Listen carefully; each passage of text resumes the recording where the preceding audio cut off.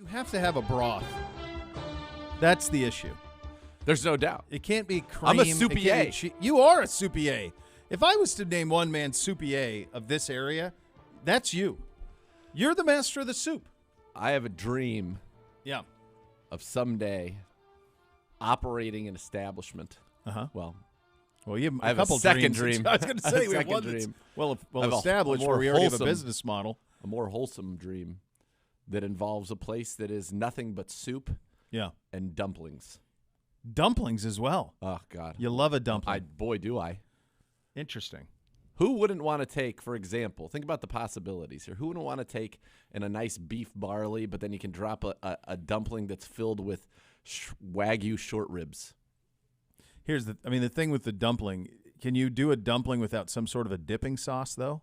Yeah, you can put it in the soup. You can have sauces on the side. You can No, what I mean, you can though, come here and get nothing but dumplings. You can get soup. You I can like where your head's toss at. your dumplings into soup. You can do I whatever love you want. tossing. Here's the thing I'm curious about, though. Like, you do have to have a dipping. Do you enjoy a dumpling without a dipping sauce? Oh no, all great dumplings come with sauces. With the sauce. That's So right.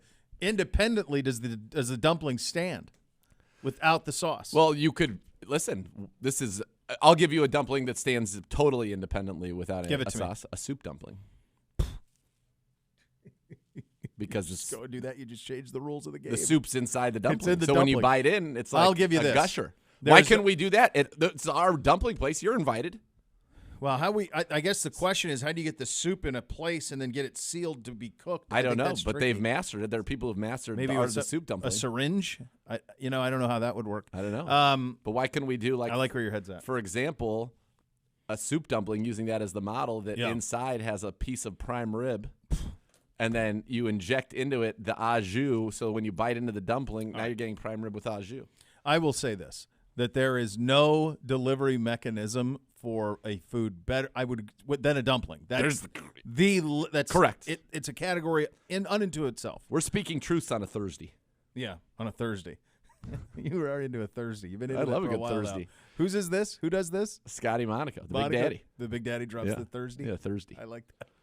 Oh yeah, yeah. I'm sad though. Very, today very good. is typically Thursdays. In the whole season, that's become like Miss K's night to cook, and I request Mexican every single Thursday. But now, as the seasons have changed and the schedules have changed, that now Thursdays are out for. Why? Why can't they still be?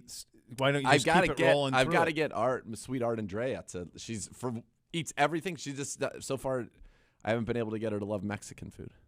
Interesting. Because she likes all the things because she has that a are in it. wide array of palate. She'll It's eat been everything. discussed. She loves so, Asian. Loves. Yeah. She's all about it. You want to make a stir fry. So now I got to say, look, a fajita. Similar. Stir fry, very similar. Just right. The flavors of the Southwest. Yeah. I do like that. Yeah. I mean, what about here's another dumpling just popped into my head. Inside, you got some carnitas, and then you've got like a little habanero pineapple that's syringed in, so that when you bite it, you get that bad boy. Syringing it in. I think that's the key to it. Yeah. That went south. What was Kramer trying to build? Wasn't he invested in the Cubans versus the Dominicans, and they were remember they were exploding on people? Gibby, remember this on Seinfeld? What was Kramer investing in? Crepes. And he thought they were Cubans. It turns out they were Dominicans, and they didn't know how to stuff a crepe. They overstuffed them, and then everyone was getting hit with crepes. You don't remember that? Cosmo Kramer. So great. The best. I'm gonna YouTube that today, though. Oh, it's unbelievable. That would have been that area of the show. Like, Gibby, get the MIT kids on this. Crepes. We need a Stevie. The Crepes episode of Seinfeld, I would imagine that there are at least 4 intricate, independent storylines in a 22-minute episode. That wasn't something that didn't happen early in the show. Sure. But in the middle to the end, there were so many things happening in each episode for everybody. I bet you the Crepe episode had a lot going on. Already, if I YouTube it, yeah, gets into the Cuban cigar business. That's right. He's trying to get Cubans Kramer in. and the Dominicans. Kramer and the Cuban cigars.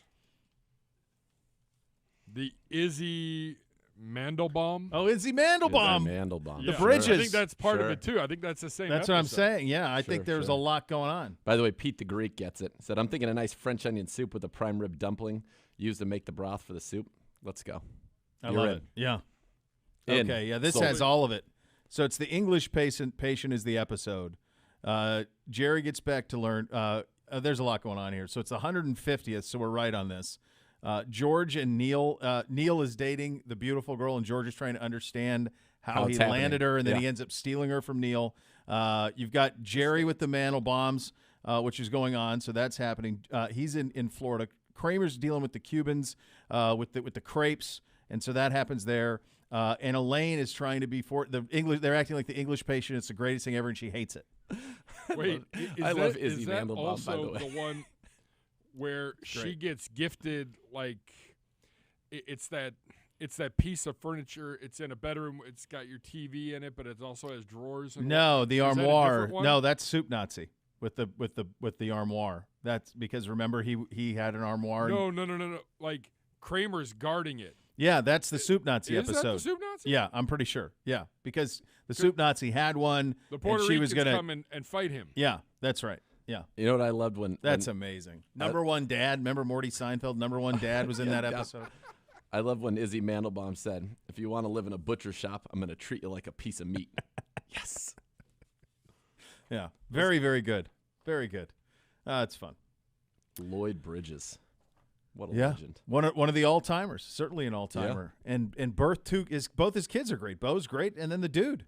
The dude. You're not beating the dude, man. You're not beating that guy. No. All right. Baker Mayfield with some surgery yesterday, and the surgery went well. You saw the Twitter from with Baker's message on Twitter that he feels good. The hope in the full recovery is 4 to 6 months on that, and him being able to do some light throwing in April, and then should be able to participate in the offseason program on a limited basis, and of course full recovery by the start of camp. So good news from the quarterback there. Yeah, and that's, you want to get him back healthy and able to get as many reps as possible to get going and to get this thing, get this passing game, as we've said, that is the number one priority of this offseason. Get this passing game back to the level it needs to be at to compete seriously in the National Football League. And Baker's surgery is certainly a step in the right direction for doing that. So I think that is good news that it went well, and obviously we'll know more in the coming weeks, but a good start there yesterday, January 19th, and let's go. Did you see this good news at the end of the notes on this first segment? The mailbag's back, baby. Oh, all What aboard. a real treat. All aboard. What a real Ask us treat. anything. The old CBD Anything. mailbag returns. Tweet to @Browns_daily. Use the hashtag AskCBD. Ask us anything. And at 2:30, You like I keep saying you that? think you're out of it that you want them to ask us anything? What you ought to do is instead of saying ask us anything about something other than football. That's what you're hoping for, right? Or other than Browns is what you're hoping for. You don't want to get into ask your Browns Of question. course. That's course. your words, Gibby. But I think what he's alluding to, Young Z is alluding to So let's have some fun. frivolity. Let's have a fun in discussion. the 2:30 to the 2:30 segment is what he's hoping for there. So that's the way that goes on. That's fun, man. We haven't had that in a while. Is that the off season? Is it July? That the last time we've had a full mailbag? Yeah, I debate whether or not to do it in season because you never know. what you're gonna get in. No, that's true. So it's the Sauntering. off-season. Scarlett has a little clip to his step today. Usually that's a lot more tepid pace. Yeah. But he's boiling right there. He is from his boiling. perspective, that doesn't happen very often. All right, so you got a mailbag to look forward to. You okay? Yeah, I am okay, but I'm a little perturbed, as a matter of fact. Something just came across Is something my on screen. something on your mind that you'd That- like to address? yeah. So my guy, Butter Reality, it was very enjoyable. Big fan. He's the one. He really gets it. He says this: the best topic on the show is the show itself. Amen, brother. You said it. He said the Air CBD light isn't on. Nathan Zegura. Response from the official Browns Daily Twitter handle. I wonder who this could be.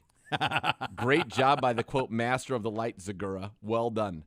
Let me tell you something. That light should actually be synced to the mics so that when the mics are on, There is the no light budget is for on. that. I can assure you there's no budget for that. There's no budget for that. That's No, but there was a budget for an oversized glass tabletop that you designed, Gibbe. Yeah. Yeah. When you were designing this in And all your these metal I mean, that is a knobs. bulletproof glass, I'd like to say. We need it. When you were designing this in your shop, what was the inspiration? Because honestly, we were talking about Seinfeld. There's a little bit of a Merv Griffin set feel to this place. Yeah. And the microphone that you wheeled around. So great. It's one of my favorite new things. It's a top 5 thing you've ever done on the show for me. Thank you. Now having this and wheeling around on Gibby. I love it. I need to see Gibby, though. You can't, how can you talk with Gibby? It's almost better that it's hard. Without I think seeing it's him. better. It's a better gimmick if it's hard. I think this I'm is working for it. So enjoyable. What does he say? I sweat for my soup. He does. He does. Okay, now what do you want? What is your problem? We were asking you about your design. How you inspiration thought for this up. For this in here. Well, probably about 6 Bud Lights and a couple shots of Jameson on a Tuesday. And that's how At least that all make it a went first down. Friday, give it. Yeah. A Tuesday. Tuesdays are for tacos. I got to tell you, I love S. Monaco. I just don't know if that's going to catch for me. I like you doing it. I don't know that I'm going to be, if you're going to see me dropping a Wednesday or a Monday. It's a first Friday. Right. I don't know if it works on Friday either. Friday, I like Friday being Friday. Yeah, but a Thursday. stand alone. It stands alone. I think when you have the S into the D, it really is nice. So Tuesday, Thursday, Thursday, Monday. Monday's okay. Yeah. I think it's a Tuesday, Thursday. And think about it. Then if you can get through those days, you're already at Friday. And then you're there. Yeah. Tuesday bleeds both into instances. first Friday. Thursday bleeds right into Friday. Did you guys have a cocktail last night? Enjoy yourselves a little bit? I did. I was cleaning it up for the gut. Had a little kombuchas with a little Terramana. Real nice. Kombucha and Terramana mixed in? Was this the batch you did, or was this independent? No, this was independent. You are all in on the Terramana. It's good because somebody should buy his. No one's buying it, so you might as well be keeping him afloat keeping personally. him afloat. If he comes here, next time he comes here, I expect him to come shake my hand, just like Stone Cold Steve Austin and Mr. Dog. Yeah. Gibby, did you have a cocktail? Enjoy yourself? I did not last night. Sad. I had to clean up a little shoveling in the driveway. I did a little grocery shopping last night. There you go. I love grocery shopping. I do too. I do it every day. I vacation shop. The people watching I do it every day. Stellar. I really do. I don't think that I properly understand the amount of free time you have. What do you mean? I do it on the way home. He knows or understands It's a lot of free time. the free time that he has. I couldn't shop. There's no way. I don't have an hour. I don't have 20 minutes every day. What do you need an hour for if you're doing it every day? Because it would work out to about an hour. Like to go in and do that, to make a trip to the store every day. There's so no way I I would be have right that time. on the way to pick up my kids. I could not do an hour. Or if I take the kids to school, or it's right by the gym. So it's always near you. And I know what I'm making that night. I shop for what I am making that night. Yeah. And I'm very efficient. I go in and I go boom, boom, boom, self-checkout, boom, boom, boom. See you later. Thanks. Yeah. And I enjoy it. I enjoy picking my avocado. Like last night, we had poke bowls, which were just delightful, by the way. But you got to get the right avocado. No one's ever had a bad one of those unless the fish is bad. That's the only way that goes south. So as long as the fish is good, you're safe there. I love good grocery shopping. By the way, we're just plowing through Yellowstone. It's phenomenal. I'm gonna be bummed because I wish that you would have. I wish you would. This would have happened where it timed out to while I was watching when it was happening in real time. Yeah. Because what's end up happening is you'll ask me about something and I don't want to ruin anything for you. So I know you'll ask me about something that was a long time ago. So I'm always very vague. Drew blew it for you a little bit there in the as we're waiting to start the show within the development. And he's been pretty good so far about not blowing it. Yeah, but you got to be. You want to talk about it, but. The issue is I saw those episodes a long time ago, so I don't know. I don't have a recollect. My thing with anything when I recommend a show to somebody is, and it's one that I've seen to completion, is when they say, what about this? Then I always say this to you. Well, what else is going on? Yeah, give me the context. Where are we which at? I'm happy to do. Where are we at? See, and then Drew, I can help you. Drew rewatched. So Drew rewatched the whole thing leading up into the season, and then he's rewatching it again. Yeah. So it's a full load there. As it stands right now in my life at 43 years of age, there is no doubt in my mind that Rip is a top 10 character of all time for me. He's on my all-time top 10 team. If I have 2 basketball teams of my favorite TV characters of all time, he's in the game. Comedy or drama or both, doesn't matter. Period. He's real good. That good. Yeah, it's real good. Cole Hauser's just a force. Yeah. There needs to be I think there ought some he almost is like a superhero.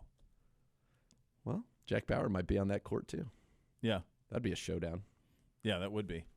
Until I think people saw the actual size of Kiefer Sutherland, and then you'd be like, oh. Hasn't stopped him in the past. Yeah. Stopped him from winning the Baddest man alive tournament, erroneous. baddest man alive. Yeah. That was a show that was great early, and then it just, the gimmick. It's just Sure, but too I mean- much. The first few seasons were incredible, though. Yeah. Yeah. I think it even made it all the way up to like season 5, and then that was it.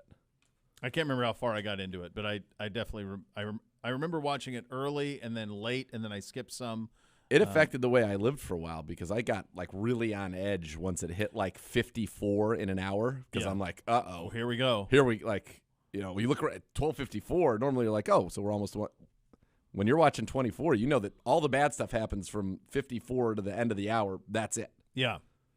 You know what I'm going to say, and I know we're up against it real quickly, though. Ozark debuts this week on Netflix. I think might be tomorrow. Are they dropping everything? No, It they're is dropping Friday. Friday. So they're going to drop 7 episodes of Ozark, which is great, which I think is a huge mistake. And No, it give me goes one a back week. to, yeah, that's it. It goes back to the what you just described, the joy of 24. You think about the original water cooler show. We talked about Seinfeld, which had a little bit of that, but then The Sopranos was definitely that. Game of Thrones was that. If you want a show to have staying power, you think about even Yellowstone right now, where you'd have to wait a week for an episode, and the way that became the biggest show on TV. It's the once a week, man. It's the once a week because no one is going to be. Now we'll try. We enjoy Ozark a great deal, so they're going to drop 7 episodes Friday, and then they'll drop 7 more like in April or sometime else. But I just think from the So are standpoint, you going to try to stretch it, or are you going to limit yourself? well, what you have to go to great lengths because it will be ruined by somebody on social between now and the time I'm able to finish because I have other obligations. Like unless you just don't do anything and plow through it in a weekend. But what's the joy of that? There's no joy that it's over. It sucks, man. Like you want it to play out a little bit. Yeah. So I wish that Netflix wouldn't do I'm that. getting nervous that like, when you start Yellowstone, you're like, oh man, I got 4 seasons of this. But now here we are in the middle, getting towards the middle of season 3. I'm like, wait a second, we're running out of time, baby. Yeah. I want more. Yeah, which always goes back to my theory. Like when I start a show, unless I start it when it starts, I always want to know how many seasons do I got so I know what I'm investing in. Yeah. Like I'm not investing in one season of anything. So if they got Even if multiple, it's it's been good. renewed, then fine, I'll be into that. A lot of fun on the program. Get your mailbag. It is wide open. Ask CBD, hashtag Ask CBD. And unlike this, the first 15, 20 minutes of the show here, which has been so football-centric and Brown-centric, the mailbag will be Basically far more 100%. loose than this segment has been, Gibbe. So you have that to look forward to, which is nice. We'll go around the league, among other things. Nick Shook will join as well. We're off and running here on a Thursday. Cleveland Browns Daily, 850 ESPN Cleveland.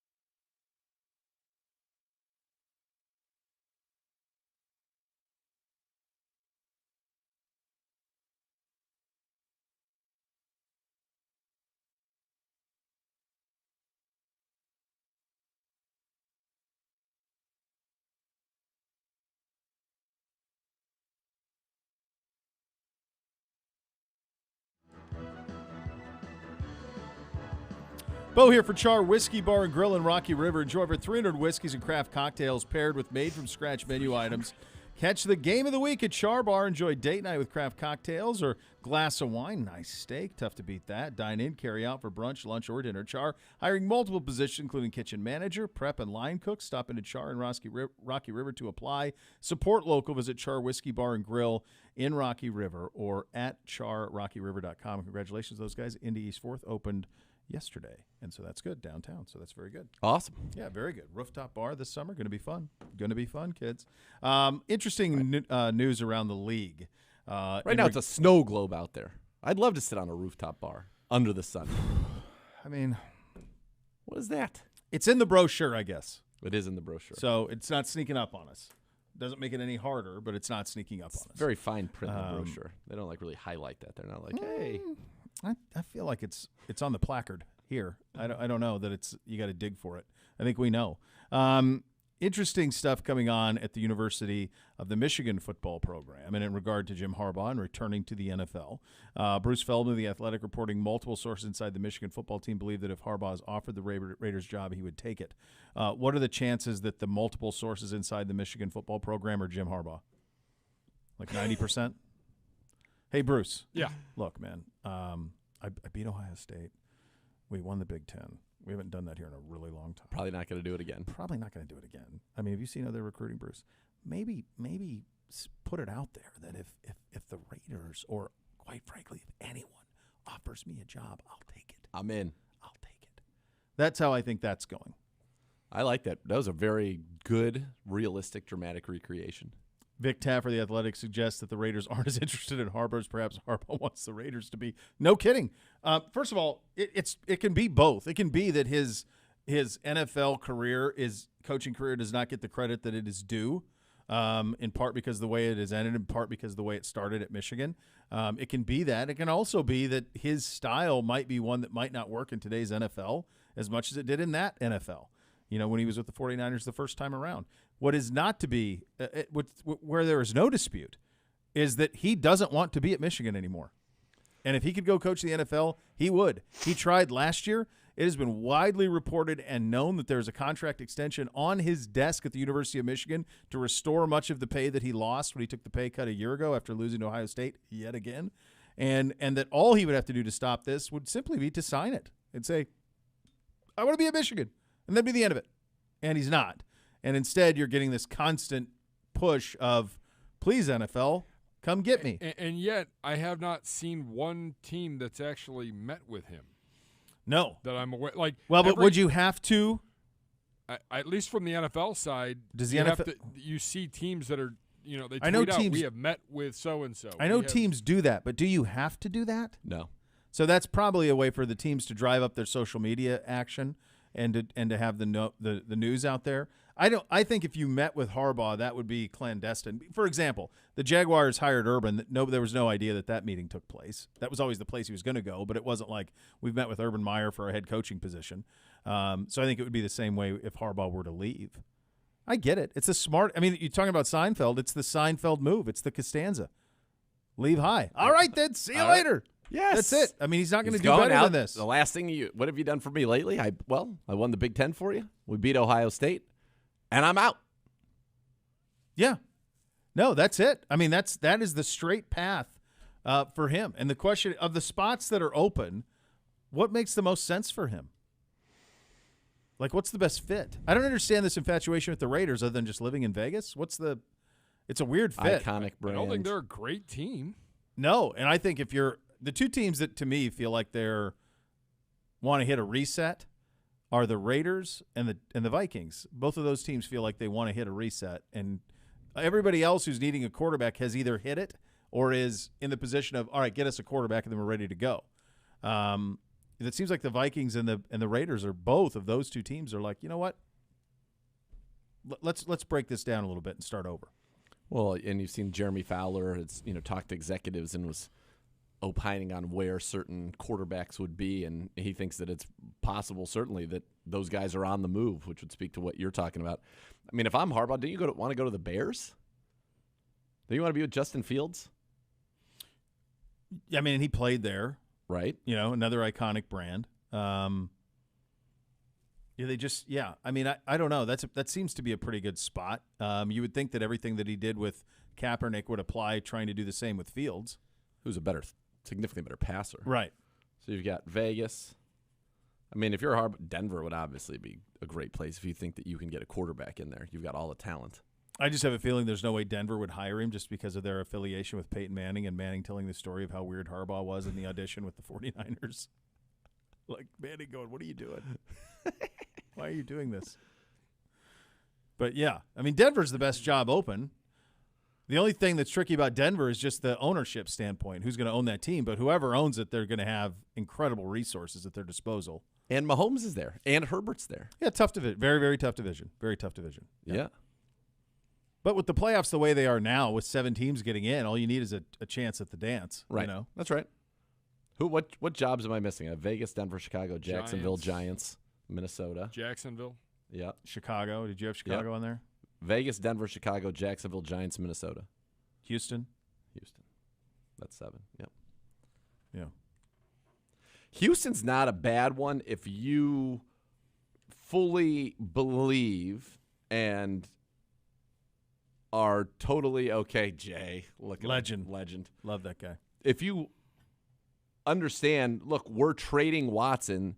We are going to have a ton of picks and ammunition to improve this roster, hopefully rather quickly, right? And you'd imagine that if it's Miami, you're going to get Tua back. If it's that you're going to get a quarterback back. You have Miami on that potentially list? in there. No, so they're 8. That's a good one too.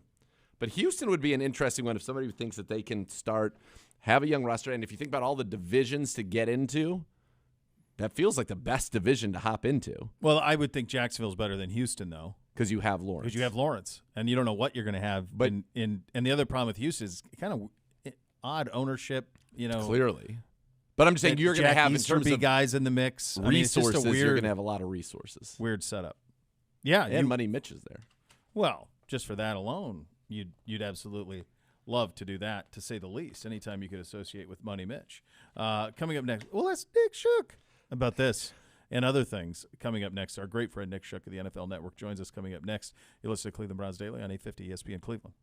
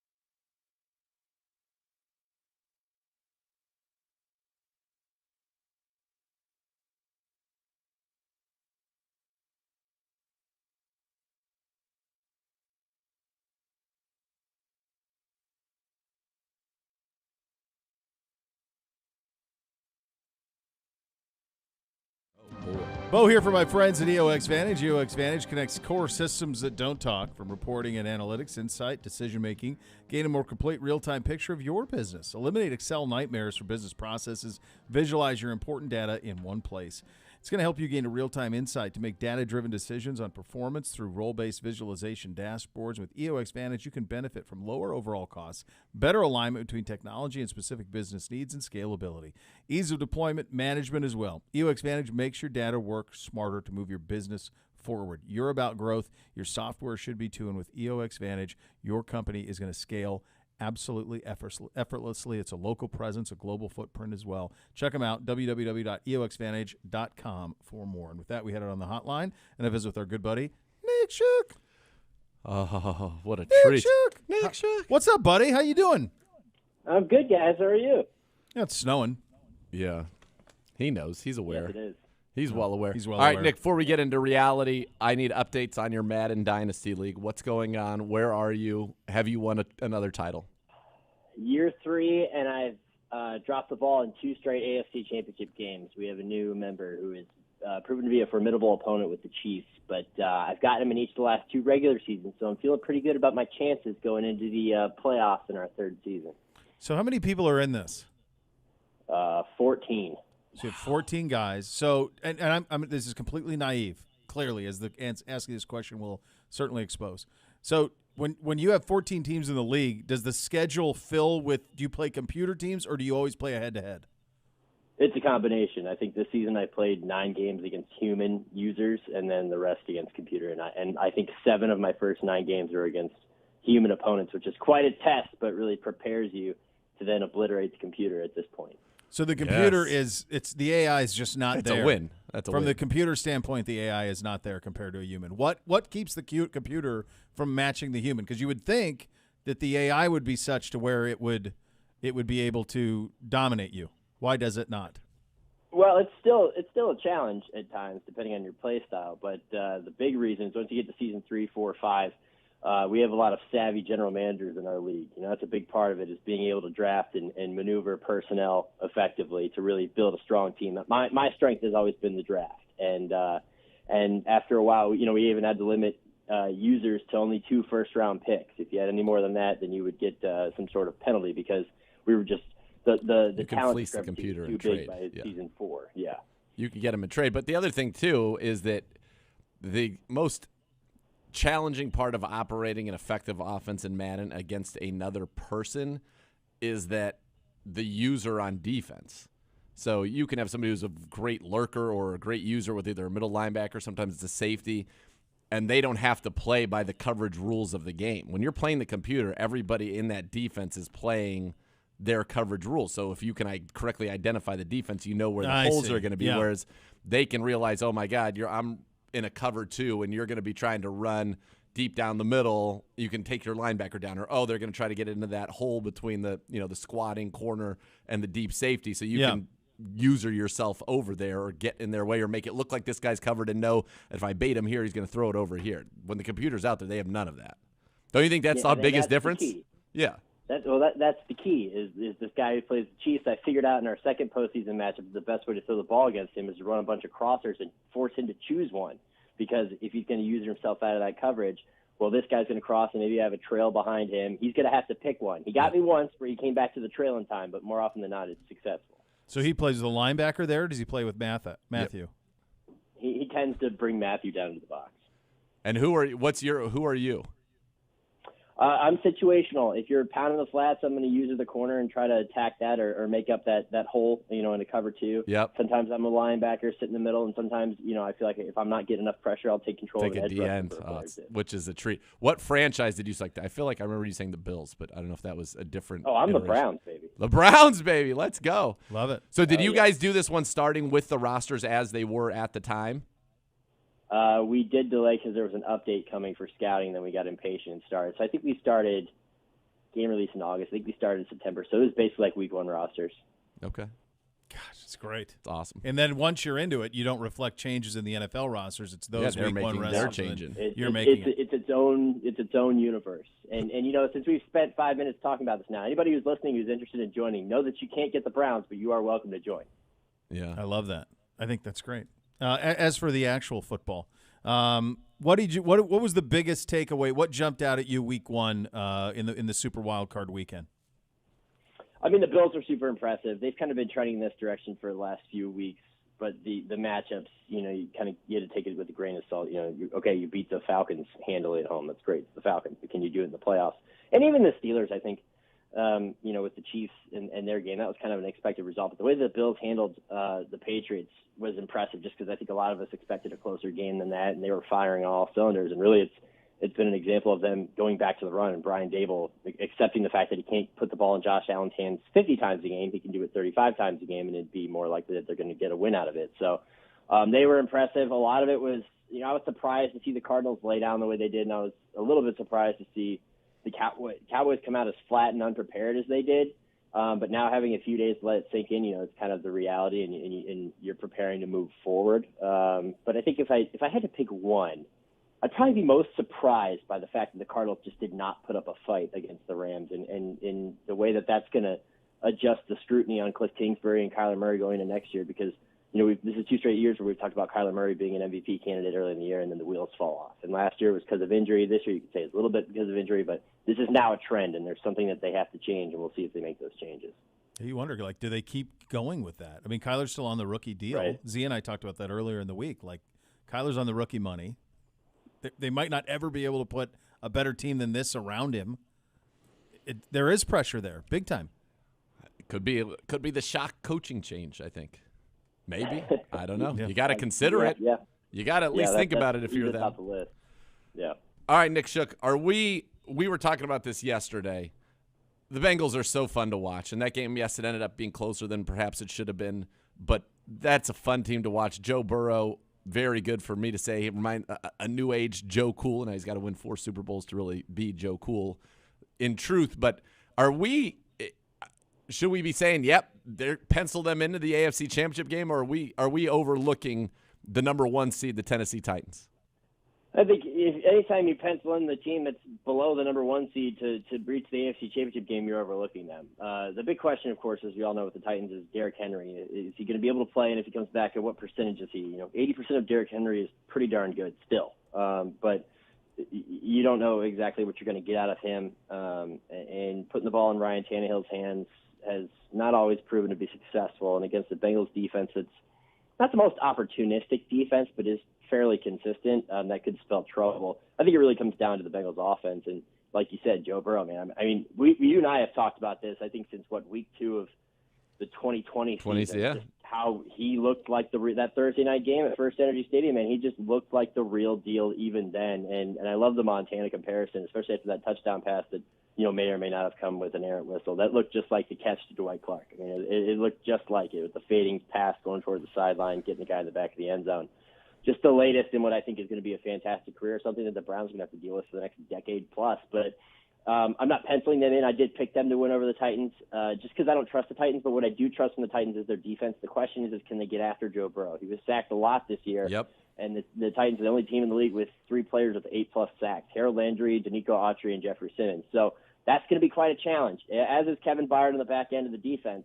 But the Titans, as a pass defense overall, not ranked very high as a unit. It's just that they've had, they got the stud in Byard back there, the All-Pro, the second time he's made an All-Pro team. So it's going to come down to Burrow. And if I have to put my trust in a guy, he doesn't have the experience, and typically I would not go with the inexperienced quarterback. But I just love the intangibles, the moxie, everything that I've seen from him so far. Man, I'm all in. All my chips are in the center on Joe Burrow. So that's why I'm picking them in a close one. And we'll see what happens. You're worried about the Henry thing, right? What? I'll ask both of you guys this. What percentage?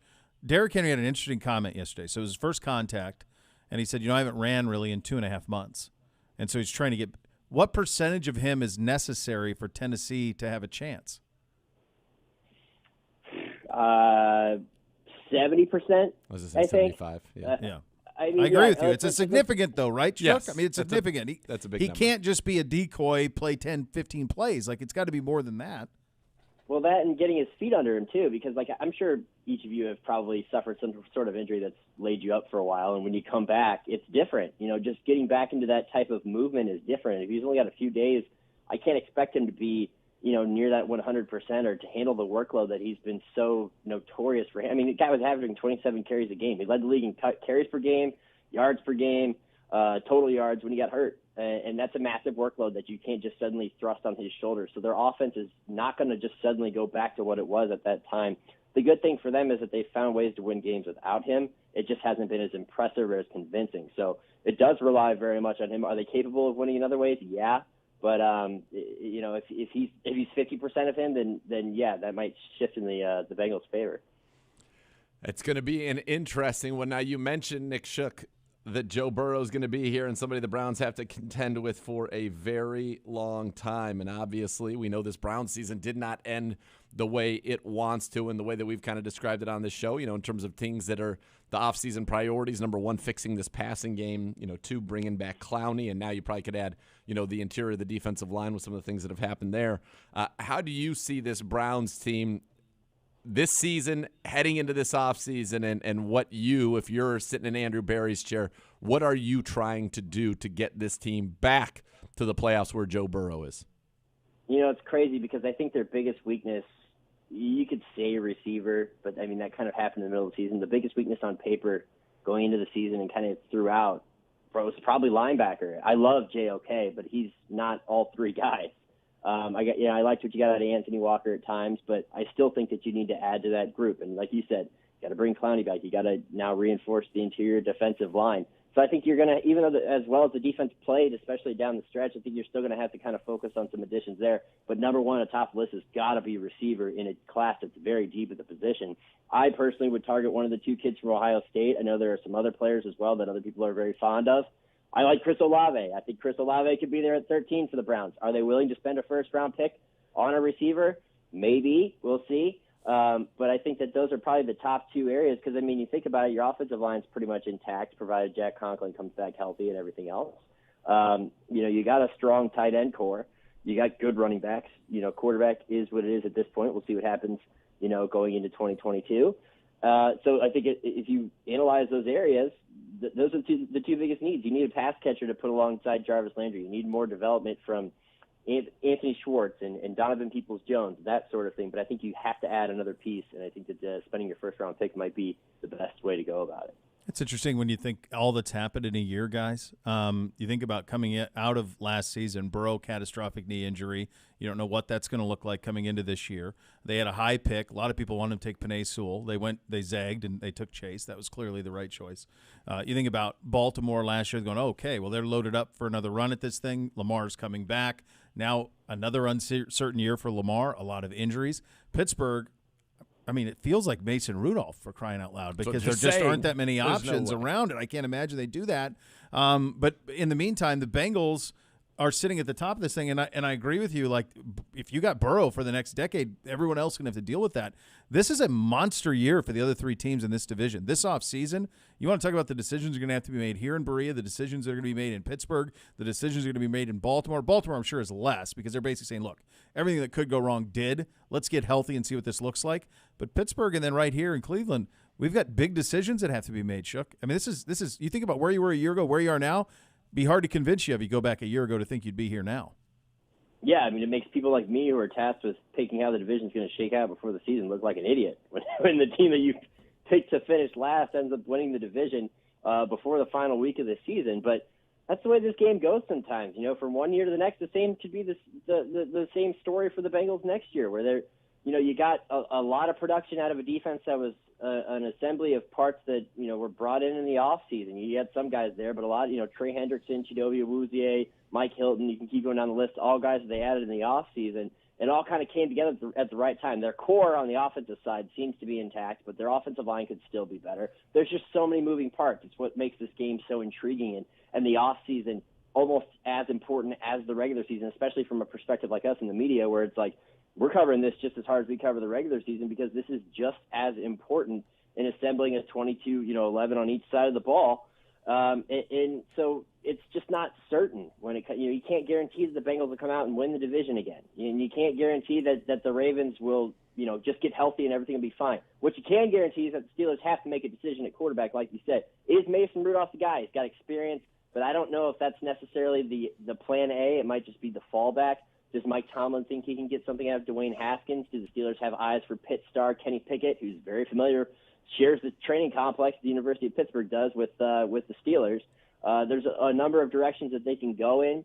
They still need to see more improvement, I think, or just development, more time to gel from their offensive line, which is very young but did get better down the stretch. And their defense has got to be better than it was this year because it just wasn't as good as expected.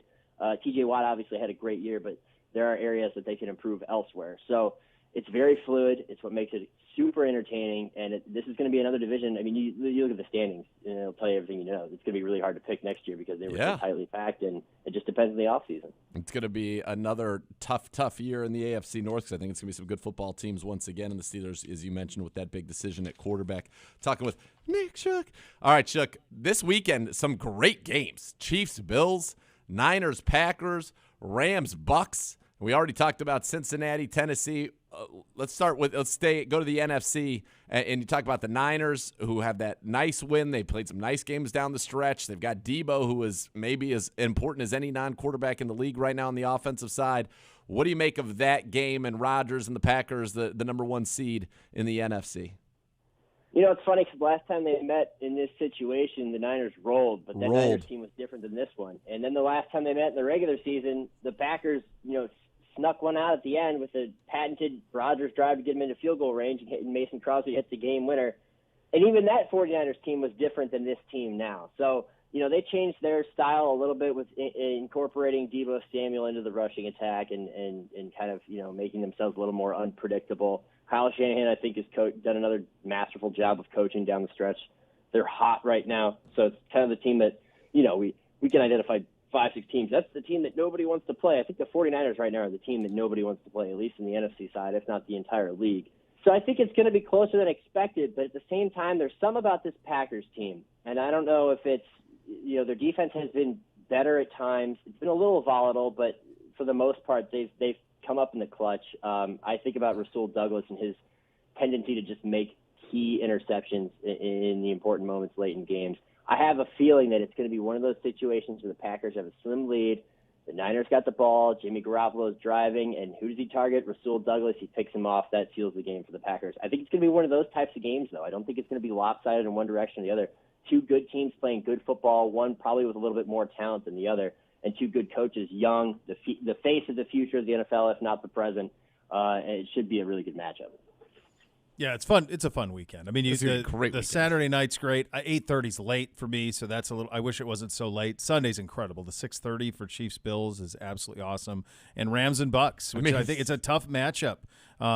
We talked about the Bengals earlier, but I think it's a tough matchup for this Bucks team. Shook, when you think about the injuries up front, be paying very close attention to those injury reports, especially the one tomorrow out of Tampa Bay. And I'm just wondering how they block it, and in combination with that, how do they get it out of Tom's hands quickly? When you think about no Godwin, no AB. Right, that's true. But the thing is Tom Brady, no matter who's been on the field, has been an effective passer in the short game, especially this year. It's really been the name of his game. Now, he has multiple touchdown passes at 10-plus air yards. I think it was something like 7 as of a few weeks ago. But the majority of how they're moving the ball offensively right now is the quick pass game. And it's just because Tom is a master of identifying coverages pre-snap, waiting for what he saw before the snap to then come open and exploiting it. I mean, he hit Rob Gronkowski for a couple of passes over the middle. I think it was against Carolina in the last week of the season, where they just kept running cover 2. It was sink, and the middle linebacker didn't sink. And Gronk was just open. I mean, back and forth, play after play, they were doing it. That's just because of the mental ability of Tom Brady. So I think that kind of neutralizes a little bit of that rush. But if you don't have Tristan Wirfs, then you're dealing with an edge that includes Leonard Floyd and Von Miller, and then you got Aaron Donald in the interior. If you don't have Ryan Jensen, you're hurting there because that's one half of a double team against Aaron Donald. So it does increase the difficulty of getting that done, as well as, like you said, not having Chris Godwin, AB, jumping jacking his way off of the roster. But, Tyler Johnson, Rob Gronkowski, O.J. Howard, those guys, of course, Mike Evans, they still have found a way to fill in the gaps. So I have a hard time picking against Tom Brady. I got burned twice last year. I picked against him in the divisional round and the NFC Championship game, and I didn't make that. Did I make that mistake in the Super Bowl? I'm not sure. I think I might have as well. I'm not going to pick against him, but I do think it's going to be a tough challenge for them. Chiefs, Bills. I mean, Allen, the performance in New England was nothing short of spectacular. Mahomes, after a sluggish start, ends up throwing for, 400 yards and 5 touchdowns against the Steelers, who were overmatched. I mean, we knew that was going to be a slumping. Well, the kid didn't. We all did, the rest of us. That game feels electric. What do you make of that one going into it, Shook? How about this? Here's a little stat for you. Yes. This is the first playoff game in NFL history in which both quarterbacks are coming off games in which they threw 5 touchdown passes or more. So you want to talk about offense. You want to talk about explosive production. This is it. This is the game, right? And this is also a rematch of the AFC Championship game last year. Yes, it is. The hump that the Bills have to get over to get to the Super Bowl is in Kansas City. They're going to go back there and try and get over it. The question is, are they tough enough to do it? They were able to do it in the regular season, but the regular season and the playoffs are a much different beast, and this is kind of a different Chiefs team than it was at that point in the year. I think it all comes down to one thing. Patrick Mahomes playing within himself, not trying to do too much. He tried to do too much a little bit in that first quarter of that game last week against the Steelers before settling in and ripping off the 5 touchdowns, and they roll to a victory. He's going to have to be that guy from the beginning for them to win. Shook, you're the best. Appreciate your time, buddy. The best. Shook. You guys are the best. We spent like 8 minutes talking about Madden. I mean, that's right. Hold on. We're going to end. We're going to end right there. We're going to bookend it because we got one question. It is Ask CBD for Shook. What was the best draft pick, trade, or move that you have made to buttress your Browns franchise? I spent a 3rd-round pick on projected undrafted receiver Javier Hopkins, who is about 5'10", 180 pounds, and he has become an X-factor wide receiver for me, who is just a speed demon and a key player. That was a deep dive. Nobody saw that one coming because I was scouting all the way to the undrafted guy. Do you ever rename him? Like you ever just name him Chris Olave? I wanted to. I like Javier. I like Chris Olave better because he's a real human. I like to keep the authenticity, okay. like in past Madden leagues. It'd be like Adrian Oglesby would be one. There you go. Good talking to you, buddy. All right, guys. That's our good buddy, Nick Shook, the NFL Network and NFL.com. Buying or selling a home with Howard Hanna Real Estate Service, always a winning strategy. If you plan to make a move this season, they're going to have you covered at Howard Hanna. Every day is game day. Visit howardhanna.com/GoBrowns today. Get your mailbag questions in to Gibbe, and we will get those #AskCBD at 2:30. Coming up next, we'll do a little rankings, non-quarterback rankings coming out. So you have that to look forward to, which is nice. Cleveland Browns Daily, 850 ESPN Cleveland.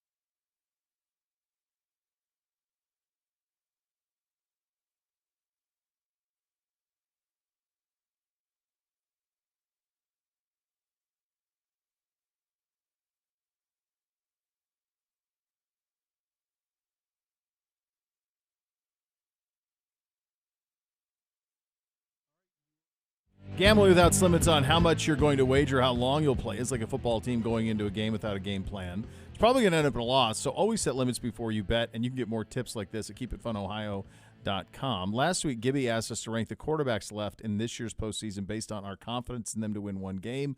Today, the challenge is to rank the non-quarterbacks left in terms of importance to their teams advancing to championship weekend. Oh, this is fun. I like this.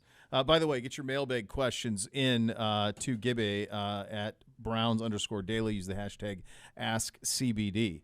I'll tell you what. The number one on this list is Debo. He would be the one that, if he's not, and he is so prominently featured. If for some reason he were not to play, then the Niners would be totally cooked. I don't think they're going to win anyway. But when I guess let's do this from a top end. I guess I could separate Kelsey, Kupp. Boy, you almost have to put Evans in there. I think Devontae Adams is as important is there. as I was anybody. going to say Adams and Samuel.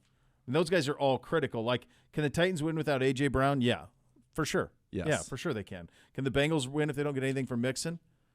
Look at this. Oh, what does man, he have he's got there? Figures and Layered up figures. Figures, numbers. God. Multiple shirts, all shirt collared. What was the shoe situation? Was it those boots? Yeah. The boot? The Yeah. boots. Mike McCarthy doesn't even know about them. No. Or time management. No, or that. Yeah, I think Kelsey, Adams, Samuel, and Kupp are kind of separate. I don't know how the Rams would do it without Kupp. I really don't. Not they're the way they're running their offense this year. They're so Kupp dependent. Well, then without Woods. Right. I mean, I don't even know how they would go. I don't know how you'd go about your business. Packers have nobody other than Adams that scares you. Nobody. No. Without Devontae Adams, they're out. They're done. Yeah. The Niners, I almost feel the same way with Debo, though. I don't know what they would do without him. They're become so dependent on him. I agree. I think those two on this list are the absolute most important to their teams. I mean, you can make the case that the Niners, yeah, sure, they can run with Elijah Mitchell, and they've got Kittle and Ayuk's playing well and all of that. But what Debo, when we went through those stats yesterday of how they changed and started implementing him, and then what their offense did as a result of that is massive. Devontae Adams is completely irreplaceable for that team. Cooper Kupp, the guy won the Triple Crown. Folks, the Triple Crown, receptions, yards, touchdowns, all of them. Those three are on a different level to me. And that would be regardless, even if Robert Woods were healthy. I mean, he was doing this even when Woods was there. Evans is on that level now out of necessity. And then with Kelsey, you would say it's kind of the combination of Kelsey and Hill together, right? The speed. Yeah, one doesn't go without the other. I just go this way. So you want to rank these, 1 through 8. Okay. And you've convinced me. I was going to go Adams and Samuel 1, 2 in some order. Yep. I could be convinced of either, but I think you're right. I think Adams is the clear one. He's got to. He's got to be because there's just no. I don't know what. Alan he's Lazard Rodgers. and He's still Valdez-Scantling great, but it's like the rest of those guys are just guys. Like they're just humans out there. There's nothing special. He's the one that's special. And then I would go Samuel second. I would too. And I would probably go Kupp third. Yep. Because of the Woods injury. I mean, if Robert Woods were still there, and they had Jefferson and they had OBJ, you'd go, okay, that's a pretty good. That you'd still be okay. But without Robert Woods, they're pretty thin. And then I think it's interesting with Evans and Kelsey. I think you're right to have Kelsey 4, but they still do have Tyreek Hill. So if something did happen to Kelsey, they would still have an ability to stretch. Whereas I don't know with the Bucs right now with the injuries they've had at receiver. I really don't know what they would do if they didn't have Mike Evans. Like all of a sudden you'd have nothing on the outside because everybody's been hurt. I think the top 4 guys on this list are completely irreplaceable for their teams. And you could even say 5. I'd include Kelsey in that.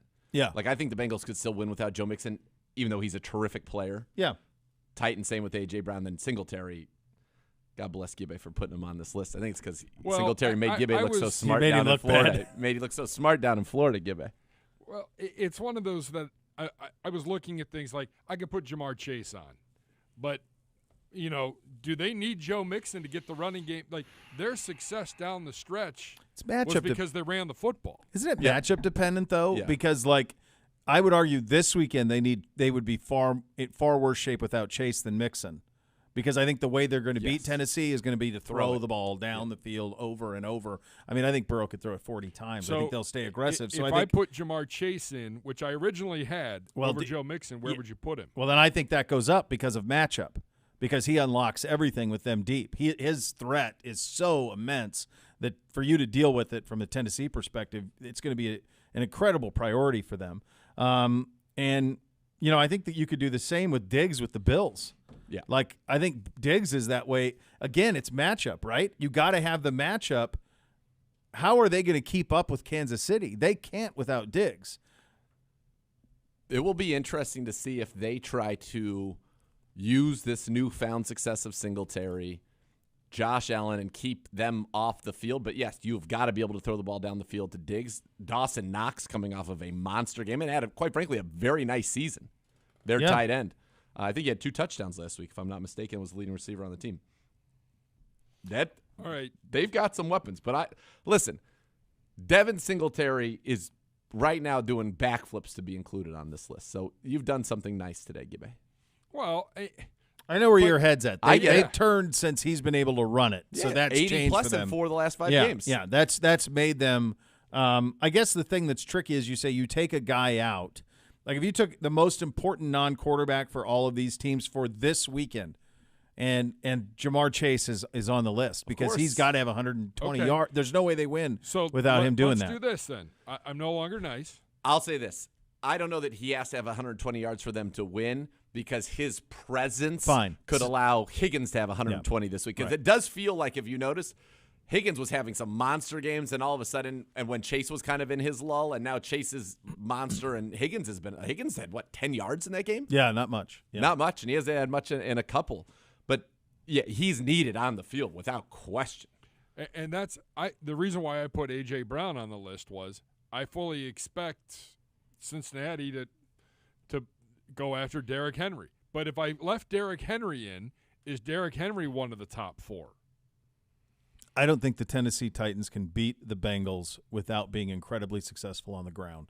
That to me, they have no chance. They can't keep up with them. So the only way that they can do it is to keep the ball out of Burrow's hands, to grind it and to run it. And I think you guys are about right. Which one of you guys said 75? I was going to go 80.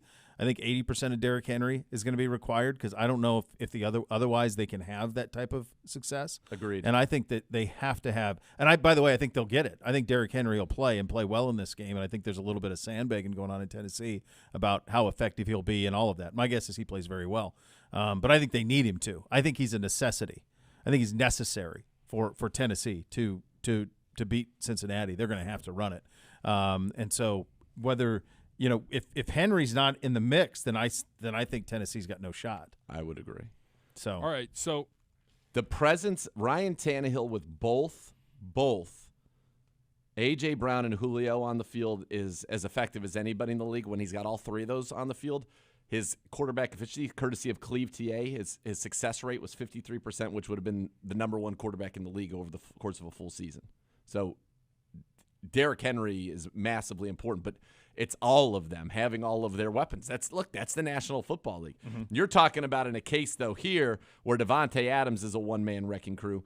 Debo is becoming that because of the diversity of what he brings to the offense. Cooper Kupp, one-man wrecking crew. Mike Evans has to be the primary focus of their passing game. And then, yes, they have Gronk there, and Kelsey works in partnership with Tyreek Hill, and you've got the great Mahomes. But a couple of these people are just like you've got to have them totally. Fascinating matchups in this one. Yes. What do you think of this weekend? I'm pumped. I'm very excited for these games. Yeah, absolutely. So if I put Derrick Henry in here, Jamar Chase, and Stephon Diggs, who's number 1? Go all the way down the list. Well, I still think replace those 3. I think the top 4. You could start. I think Henry starts to move way up. Chase and Henry can get in the conversation at 4 or 5. I think the top 3 are the same top 3. Samuel. I think Adam Samuel. I think Kupp. I don't know that. I mean, you'd have an interesting conversation with Chase and Henry moving into the Kupp area. I think that's something you could talk yourself into. 3, I don't know how. I mean, can the Packers beat the 49ers without Devontae Adams? Maybe, but in terms of what they're trying to do ultimately, no way. I mean, you have to. Derrick Henry has to be one of the top 3. Yeah, I mean, I agree with you. That's what I'm saying. I would have him. People. If he's healthy, that's a total game changer for Tennessee, where they can, 6.5 yards a carry last week for Jacobs. Yeah. And So let's not if he's at 100% or if he's even that's why I said 80 or better. Yeah. Let's not forget that the road still runs through Nashville in the AFC. Yeah. If they get past Cincinnati. Yeah. Kansas And I City's think got to come to them. they're the ones that are most dependent. And obviously, I mean, we're not reinventing the wheel. They're most dependent on non-quarterback for their success. So there's a certain way they have to win, and it's going to be running the ball. And if you're going to beat Cincinnati and you're going to beat either Buffalo or Kansas City, you got to have Derrick Henry. Got it. I don't see any scenario where they don't. Got I mean, it. you could argue he's the most important player, non-quarterback left. Yeah. If he's healthy. The only reason we're not having him up higher is just because haven't we seen don't him. know. Right. Don't know what he can do. Yep. It's a lot of talent, guys. Yes. It's a Going lot of through talent. That's why They're superstars at Yeah, each it's a team. lot of all pro. Yes, and It's a then- lot of future Hoffs. It's a lot of dudes. And then you're talking about if you disbanded the league and said for 1 year and opened up a draft, the quarterbacks that would be at the top of your list are all right there. Yeah, They're all still playing. They're all no still playing. shocker. And then Aaron Donald would be probably the one non-skill position player that you would get an early draft pick. He's still playing. I mean, yeah. Herbert's that's- the only quarterback that would be high who's not playing. But I don't know. Correct. Franchise building wise, of course he's super early. But Yeah. if you said to win a Super Bowl this year, Oh no, he's still Yes, behind. he's behind all these of guys. all of the guys that are in there right now. Yeah. And it's these skill guys that are in the mix. And then it's once you're past on skills, and it's Donald and it's Miles and T.J. Watt and those type of guys. So that's where that stands. A reminder: get your It's Twitter good mailbag is officially open. Tweet the questions for us. Ask us anything. Tweet at Browns_daily and use the hashtag AskCBD. We'll do that in about 15 minutes from now. Coming up next, we'll take a look at ESPN's final rookie rankings for the season. We will get to that, tell you where our guys are on that list. That's coming up next. You're listening to Cleveland Browns Daily on 850 ESPN Cleveland.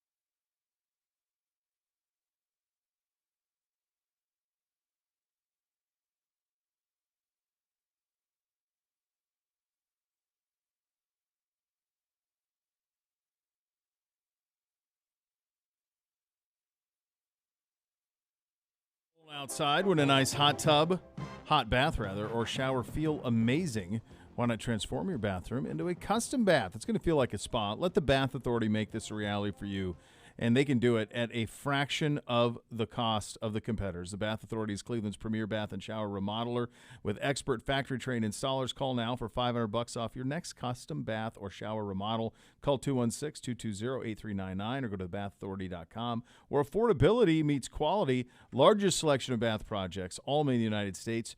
Change your bathroom from outdated to outstanding. Acrylic tubs that insulate and keep the heat in, to tub-to-shower conversions. Superior products with expert installers. The Bath Authority will take care of you. Yeah, Outdated to outstanding is good. Kudos like to that? whoever wrote that. Yeah, that was good. They would do it in a timely manner, too. There's no doubt. They would be here on time. Like if they said, well, we're going to be on time at 2:18, 2:18, they they'd would be be here. here Not at 2:19. 2:18, not 2:19 out of Yeah. breath. That'd be a guardrail. touching mics. I mean, they would not do that. That's for sure. They wouldn't do Nope. that. That's not how they roll. So happy. Where's So your little pleasure. piece? So happy. So- Where's your little piece? That's Throw up your valid. little That's bee. valid. That's valid. Throw up your little B. That's I've right. been in the midst of a technology crisis. I'll Okay, have you know. first and foremost, the only technology you need currently is that little Merv Griffin microphone in front of you. Yeah, that's the only technology Gibby. that you need right now.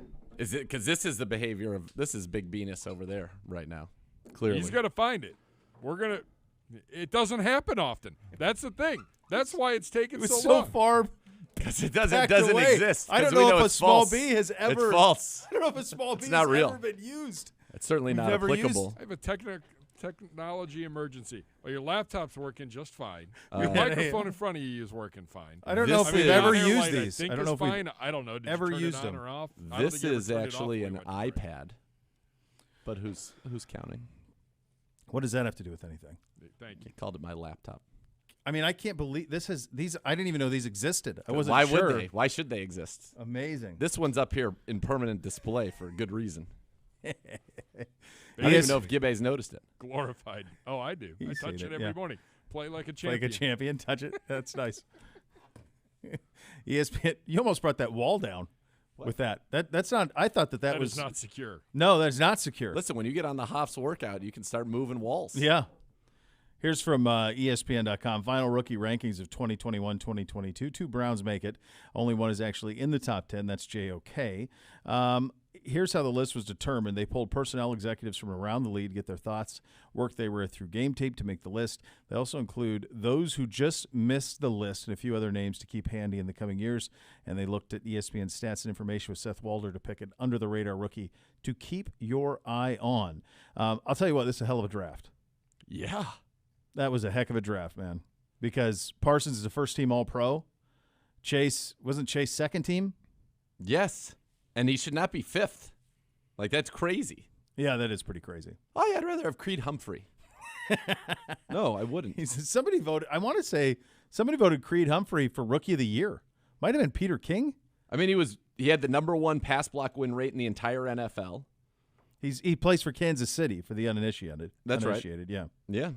I mean, great pick at 63 overall, no doubt. But, I mean, Jamar Chase just set a record for the most rookie receiving yards in a season, 1,455. He should be number 2. It should be Parsons, then it should be Chase. And quite frankly, I think that even I thought Jalen Waddle's a little low, to be honest with you. Where do they have Waddle on this? 8th? How does Pitts have 1,026 yards and 1 touchdown? How did he have 1 touchdown? Remember you were blaming Julio Jones for that. I don't know. Maybe it's a Matt Ryan thing. It could be because he didn't throw 'Cause Julio this is Jones now touchdowns. 2. He won't throw Julio Jones touchdowns. Now he's not throwing Kyle Pitts touchdowns. Yeah. What are they doing? What is their plan? I mean, they should have drafted a quarterback, whichever one they want. Look, what a stride! Look at those. Yeah, those are the boots. That's a pull-on. That's a full pull-on boot there. That's not a lace on there. Yeah, no, that's right. Little quilted outer. Yeah. By the way, Mm-hmm. just looking at this list, Sure. under keep an eye on, Okay. your #1 pick in the draft, Trevor Lawrence. I mean, that's a pretty spectacular. Do you remember Fall. what did we say? This is kind of a version of guess the stats. What did we say the only thing Urban Meyer had to do this year in Jacksonville? He only had one job. What's the one? It had nothing to do with wins or losses. What's the one thing we said he had to do this year? Manage Lawrence. Yeah. Lawrence had to be better at the end of the year than he Yeah. was at the beginning. Nothing else mattered. 2 wins, 3 wins, 7 wins. Nobody cares. All that matters is that Lawrence is better off at the end than he was at the beginning. Of course, Urban didn't make it all the way through. Lawrence was actually good in the finale. He was really good. But up until that point, wildly uneven performances, and probably just on his own merit in the final game. I mean, he's It's not a even total in the just wasted missed. He's like year. below that. He's in a third tier. Yeah, it's a total wasted year for a guy who was most people thought a transcendent talent, a generational quarterback in the likes of Luck, Manning, etc. And it was wasted. You blew it, boy. They blew it big time. Isn't it crazy how both long and short the NFL season can seem? I mean, Urban Meyer was the coach of the Jags. John Gruden was the coach of the Raiders. Oh, yeah. Not the case anymore. I mean, but it not feels even like the case. 12 years ago that those guys were employed by those two teams. Yes. In a certain way. Yes. These guys were drafted in Cleveland. Yeah. God. That's right. Think about that. Miles was bursting out of his suit. He really was. That thing I was mean, that was nuts. That thing was really on. Yeah. No, I don't know. It's that's the wild thing. Bill Simmons said something on the Guess the Lines pod with Sal where he thought they do such a great job, but he was saying how that of course he would take Mac Jones over every quarterback in that draft, and you just think to yourself like, who else was put in a position to succeed? Like, he doesn't think Trevor Lawrence could have thrown the ball around the yard a little bit better for the Patriots than Mac course. Jones if he played Yeah. for the Patriots? Right. And it's why I shuddered at the idea of Justin Fields going to the Bears, because you knew that was backwards. You knew that was how that was going to go. Like, sometimes the circumstance can break the player. Of course. Yeah. And so it's, when you think about Lawrence ends up in just a terrible spot of, with what that roster ended up being. I'm surprised that they have, and I don't know if are you not able to announce if it's somebody that is still playing? You can. I just don't know how the Jags haven't gotten the best offensive guy, period, and be like, all right, this is what we're doing. Like, if I'm the Jags, the guy that I would be very interested in is Mike McDaniel. And now maybe because he's with the Niners, you can't technically hire him yet. I don't even know if they've interviewed him. So But this is the guy who I'd be it's interested going in. viral right now. He's the guy who's the funny guy at the mic. He did the great. Mike Jones stuff. Yes. Yeah, so I've seen a lot of clips of how funny he is and all of this. He's so smart. Abundantly. I think the one thing I wonder about is, you remember that offensive coordinator for the Saints? I can't remember. Carmichael. And then we heard him talking. We went, oh, not that with McDaniel at all, because he's obviously very sharp and funny and crisp and all of that. He's a little dude. Yeah, the players love him. I understand, but when it comes down to who's going to be the leader of men and who's going to do these things, is that held against him?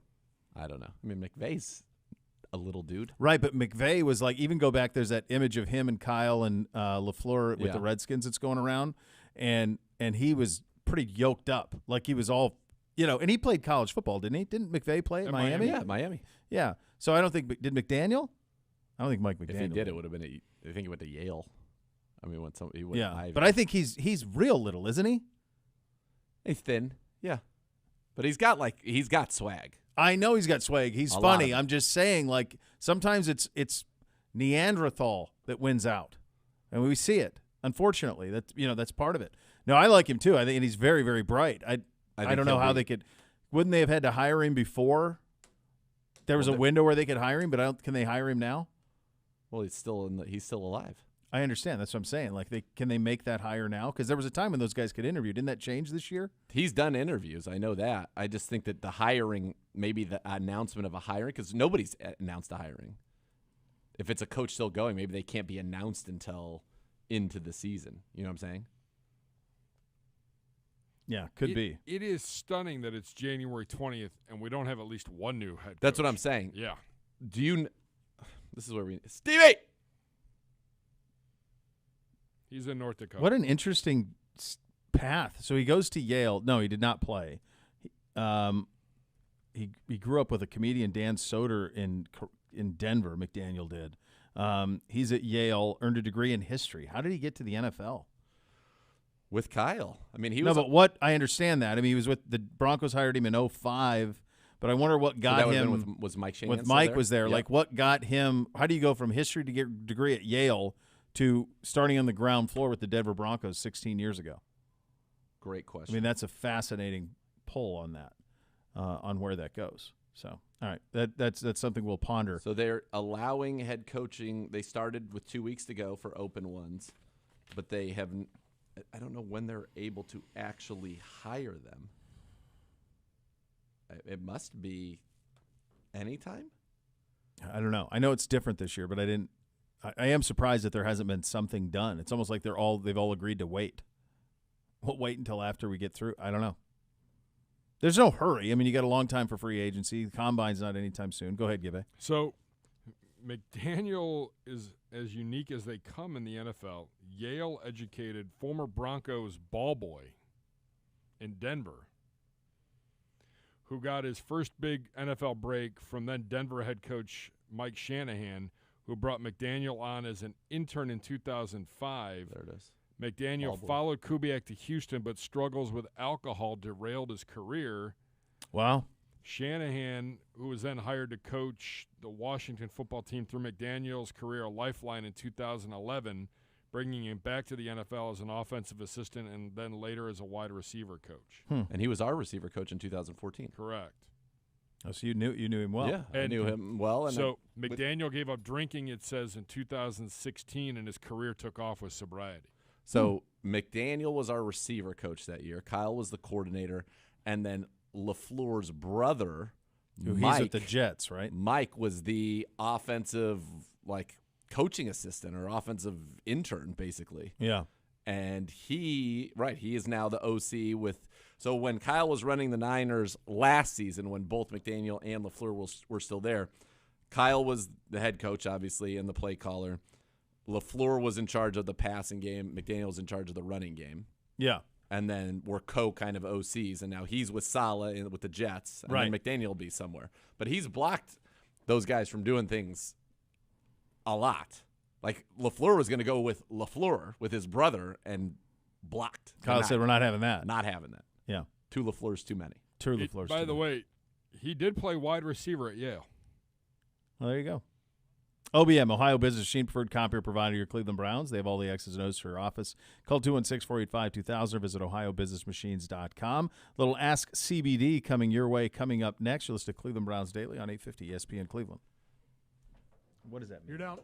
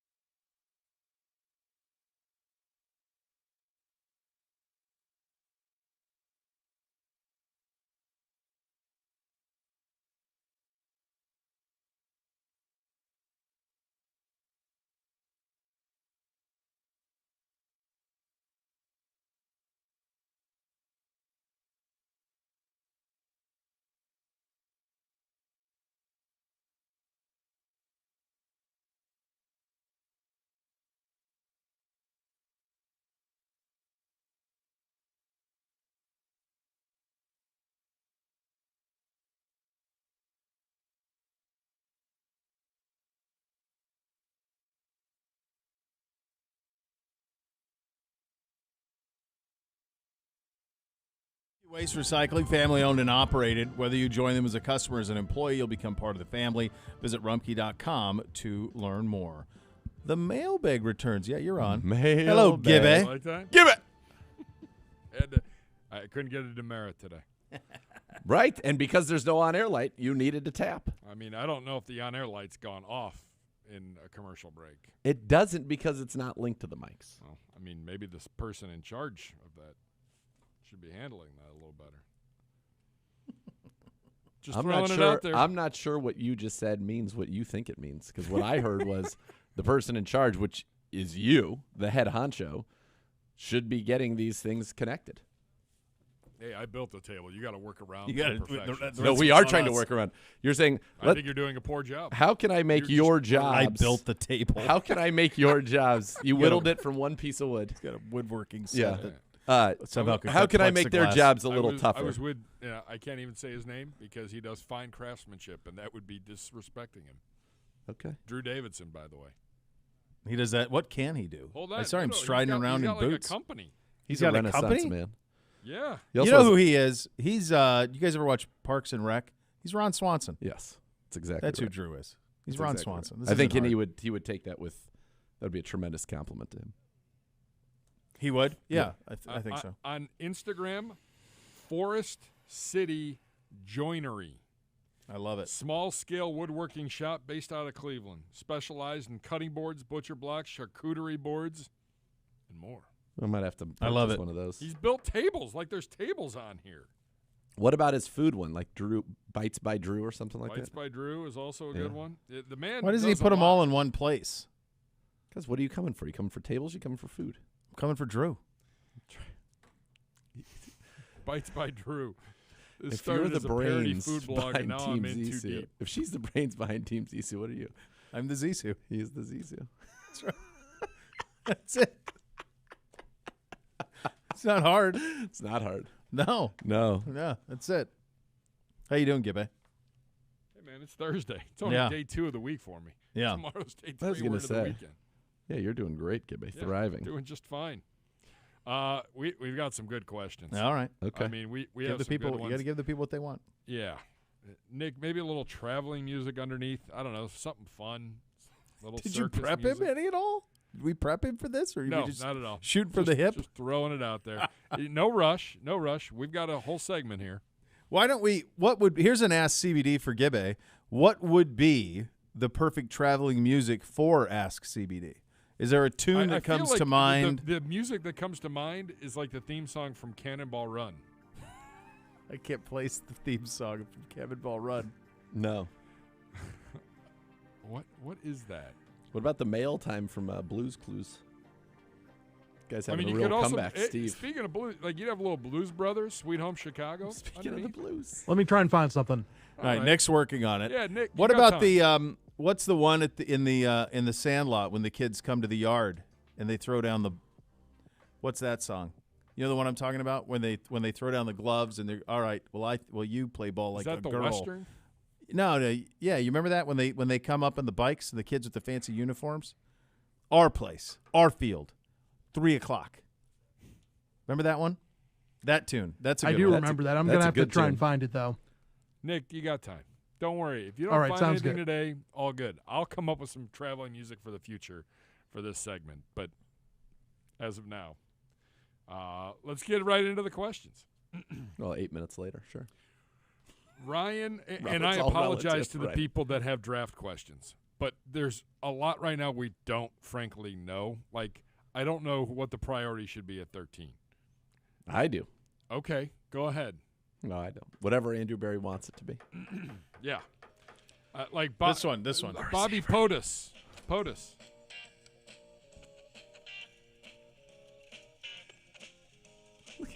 That's it, right? That's the one. Yeah, a little traveling That's music. it. What's the sound on that? I don't know. It's just I played it off YouTube. The Sandlot. You play ball like a girl scene.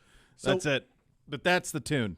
I have a question for Ask CBD. This one's for Gibbe as well. Gibbe, given that we're never going to have a full connection between on-air light and microphone, I wouldn't say never. I don't know when that budget gets approved. I don't know when that light item gets do you approved. think I could get like an old school like boxing announcer, one where it sits up there, but then I call for it, it drops down, I catch it, and then I can just turn That's to you it. with it. There we go. I got you. Beautiful. Flawless. Isn't that great? That's fun. I Called like this. Booker T and the MG's Green Onions. Didn't know Booker where you were T. going with Booker the name of that. T. I was a little concerned we might need a dump. Give it. I love it. That's it. What about how great would it be that music plays, the mic drops down, it's mailbag time. I would say that I support most of your enthusiasms. Not that. I think that would get really loose with you. Yeah. I think it would be a constant calling for it. I think at any moment in the middle of any discussion, it's it the could whole Ram you It could- thing you- all over it's. again. I think it could end up. Ram It. Ram, it's great. I think it could end up being Except when like you're not Mach. ramming it. I think Mach could be He'd get a involved. lot of Machs would be coming. Yeah. So I think that would be something that you a little too unfettered. You're You got to reining be me in. careful. This is just so You're not even cumbersome. on This the thing's a little screen. cumbersome. But I like that's the all. I like it that it's cumbersome for this. I think Okay. it works. All right. Overruled. See, and I can take it. Fine. Yeah, you're fine. You're open minded. There's no hierarchy of thought. It's just what's the right idea. That's right. So, Bobby POTUS and those that have asked, Bobby POTUS said, any chance the Browns could go D-line to pick 13? Sure. Yep. It's January 20th. Sure. Well, even if there's a 1% Like, chance, there's I A think chance. I think I'm going to save some of these draft questions, and we get to them a little bit further into this draft process. all right. We just I'm did our just not first ready. watch I'm not ready for Let's it. let the season end. Let's let it play out. I realize for us that's exciting, but guess what comes before the draft? Free agency. Yeah. More importantly, What's what our beat combine. there? Right. What? More importantly, the combine. I love how you still harbor hopes that we're going. There's Yeah, zero but- chance we're going to be. Oh, at the I'm Nick Shook and I had totally a with you. conversation about it today. no We're totally chance. going. An NFL that conducted everything via Zoom and we couldn't be near anybody is all of a sudden going to let the entire league Yep, be near players. we're in. I don't Zero think there's chance. any chance. No chance. Shook thinks Super Bowl Radio Row is happening. That's the barometer. UCLA cannot play in front of fans, and you think Super Bowl Radio Row is going to happen? Now I realize they just put 80,000 in SoFi, so that would be contradictory. Yeah, I just don't see it. just telling you. Listen. I think it's Indy's last run, and they're going to go out with a bang. And I they're gonna might do be whatever trying. They can. I'm trying to Pedro reverse jinx this, saying it has no chance because I think it would be a great time. Oh my God. But I don't think there's. I really don't think that there's a chance. Legitimately, I'm. With I don't you. either. I just think Tell after you what, watching what. this year, How I just are they don't gonna see Tell have- you it. what, I think they're going to we're have. going no matter what. Fine. I'll get us a studio. We're just going three to of us. broadcast from there. And then I'm we'll go fine out. with that. But Well, the that's notion fine. I that just they're don't- going to 72 have hours in Indy. We're media's grabbing gonna the Hoff, they're and going to we're have the combine. They're going to have the whole television Oh, for event sure. and all of that. But the notion that what we do, where we just are walking around mingling and there's all the tables and all that set up, I don't see there's any way that's going to happen. No way. All that stuff's going to be on Zoom. The player interviews will be on Zoom. The coach interviews, everything's going to be on Zoom. Yeah. If it's not, hey, let's Let go the get good some times elbows. roll, but- Let's go. But yeah, I'm with you. I don't see it. Just prepare yourselves, kids. I'm always ready. Oh, yeah. Just like the last segment when you were late. Pressing yeah. technological issues. You know what's amazing Stop is that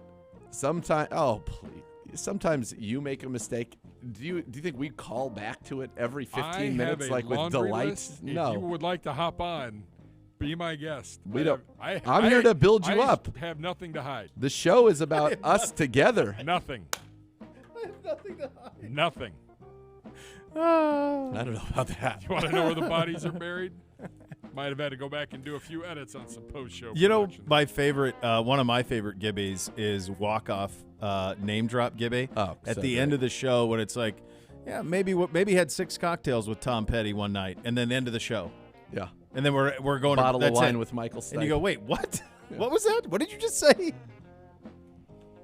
Oh, Oh, wonderful, There he is. there he is. Why is he so bundled up?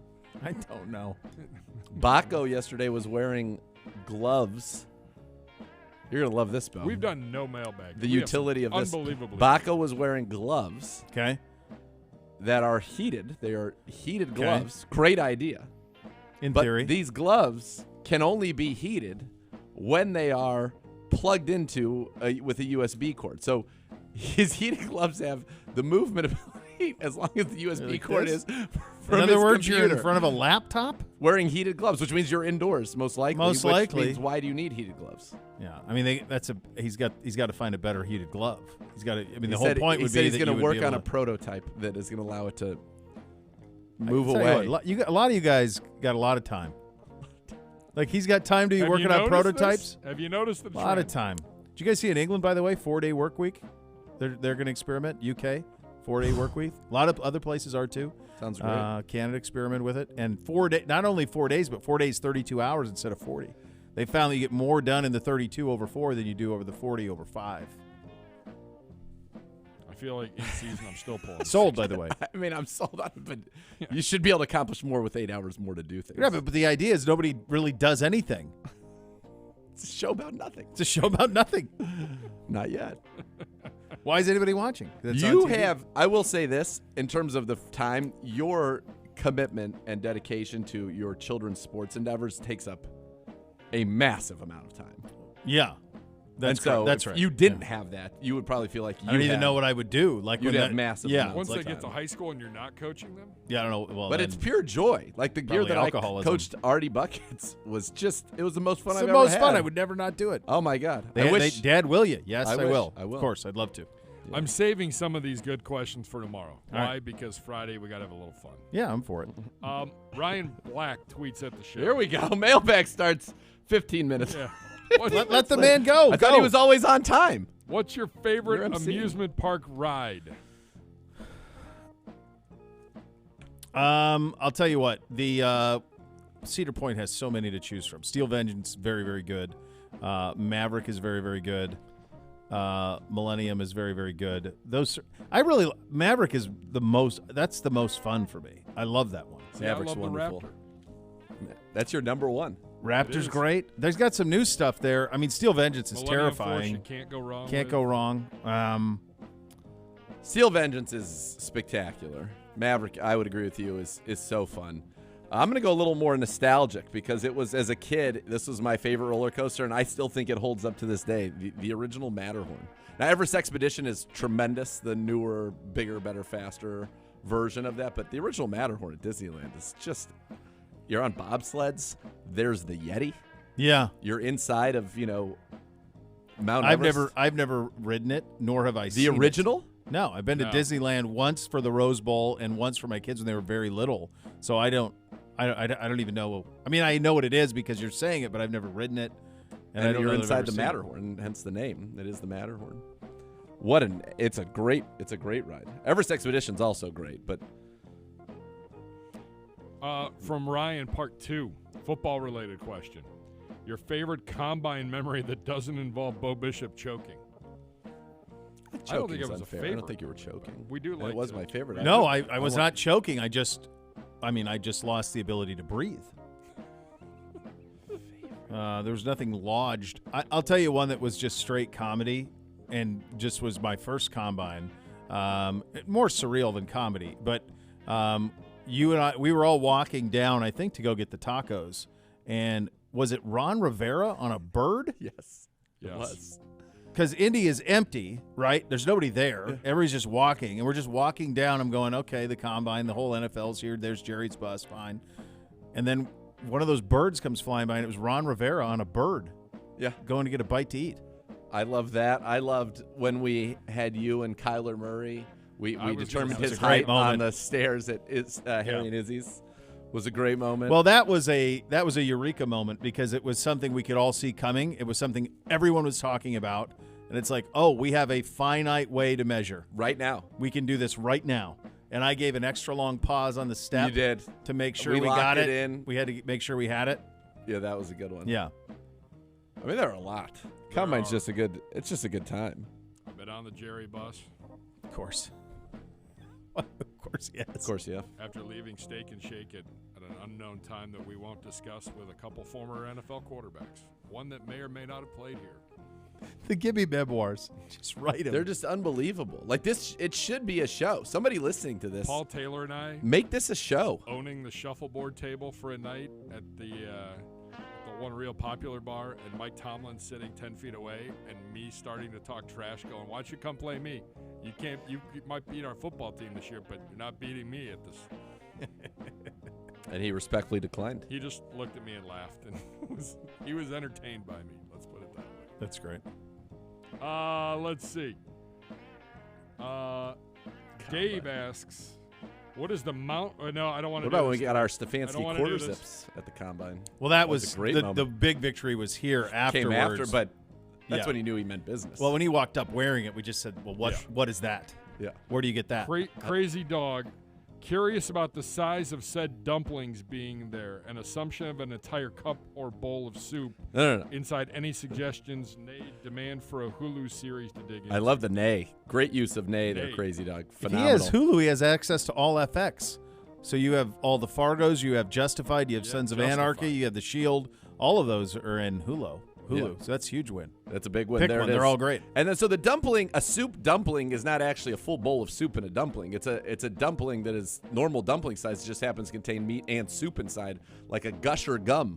Right. For those of you who are old enough to remember Gushers being Gusher, around. yeah. So that's that. So yeah, it's a normal size dumpling. Now we can have bigger dumplings if you No, like, we won't. but I I'm don't gonna be think so. steadfast I think in the size of the dumpling. It's Yeah. a consistent dumpling. Barrel By the way, Aged we only have Dave to order and Mel one. Kuiper Jr. dumpling We'll get wrap. to your questions tomorrow. All right, there you go. We That's got it. this That one. was the end of the mailbag. It's too. I mean, we did 30 minutes. We just did a show. 20 minutes there, buddy. We did it. That's the show. Still Who so was much more to later, come. Me or Gibbe? Still so much more to come. You listen to Cleveland Browns Daily on 850 ESPN Cleveland.